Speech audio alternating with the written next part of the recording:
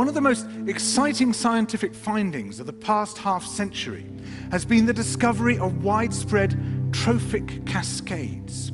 A trophic cascade is an ecological process which starts at the top of the food chain and tumbles all the way down to the bottom.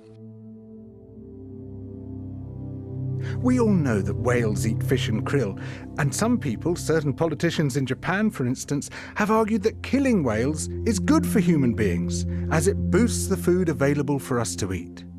And so you would think. But as the great whales declined, so did the numbers of fish and krill. It seems counterintuitive. Surely their numbers would rise as their major predators disappeared. But it now turns out that whales not only eat these animals, they also keep them alive. In fact, they help to sustain the entire living system of the ocean.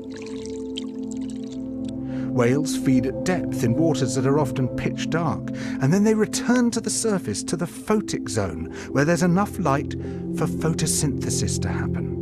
There they release what biologists call fecal plumes, vast outpourings of poo, poonamis.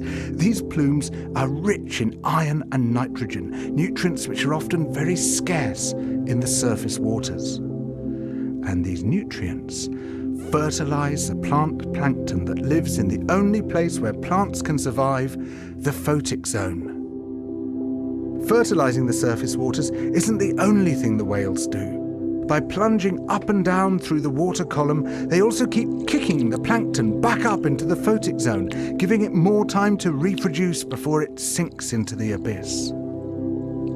Even today, though whale populations have been greatly reduced, the vertical mixing of water caused by movements of animals up and down through the column of the oceans is astonishingly roughly the same as the amount of mixing caused by all the world's wind and waves and tides. More plant plankton means more animal plankton, on which the larger creatures then feed. In other words, more whales means more fish and krill.